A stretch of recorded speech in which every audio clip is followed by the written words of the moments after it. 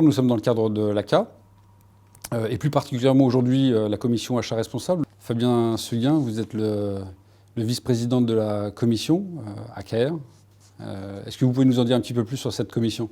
Oui, alors déjà, AKR, accompagner et construire les achats responsables, la vocation de cette commission, d'abord, c'est de collecter de l'information autour de l'achat responsable et durable, donc que ce soit des concepts, des pratiques, des expériences, des témoignages, ensuite de les synthétiser, de les enrichir par les échanges qu'on peut avoir au sein de la commission ou avec les membres de l'ACA, et enfin de les diffuser sur plusieurs supports pour les rendre accessibles à tout le monde.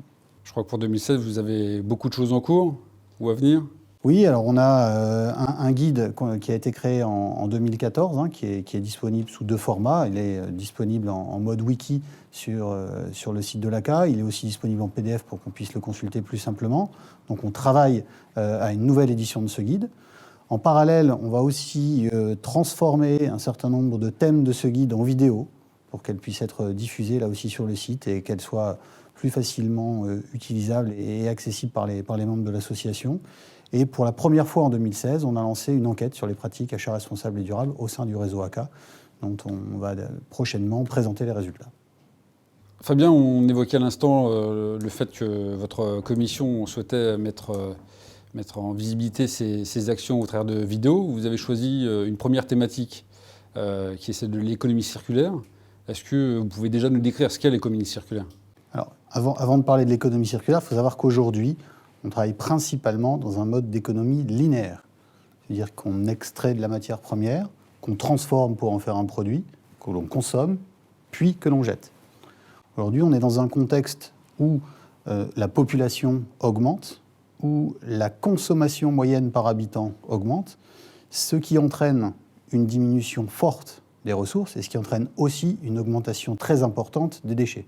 Donc on voit bien que ce système atteint ses limites. Avant la fin du siècle dans lequel on se trouve aujourd'hui, un grand nombre de matières premières auront disparu si on ne change pas de façon de faire. Et donc c'est là que l'économie circulaire prend tout son sens. En l'économie circulaire, qu'est-ce que c'est ?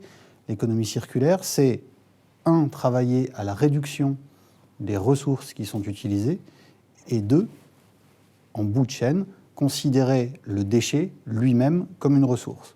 D'où cet effet de boucle circulaire. Vous produisez beaucoup de choses au niveau de votre commission. Pourquoi avoir choisi ce sujet à traiter en premier ? On a choisi ce sujet parce que c'est un sujet riche et qui parle à tout le monde. On n'est pas forcément que sur un sujet d'experts dans le domaine des achats. L'économie circulaire, ça parle aux entreprises, ça parle aux particuliers, ça parle au gouvernement, on le voit bien par les problématiques que ça adresse. Et ensuite, c'est aussi un sujet, on va le voir, qui, dans ses 6 composantes majeures, offre autant de leviers à l'acheteur pour pouvoir exercer son rôle et peser sur la décision au sein de l'entreprise.